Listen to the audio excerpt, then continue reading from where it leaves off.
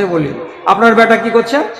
25,000 টাকা দামের Android mobile, 9টার সময় খানা খেয়ে নিল, পা হাত না ধুয়ে বেড়া হয়ে বিছানে পড়ে গেল। বাপের তৈরি করা ছাপের খাট আর পাকা বাড়ি, বালিশি হিলান দিয়ে জুড়ে দিল খেলা। খেলাটার নাম পাবজি গেম। কয়টা লোক লাগে পাবজি গেমে? কয়টা লাগে? কয়টা লোক লাগে পাবজি গেম খেলতে? 4টা লোক লাগে।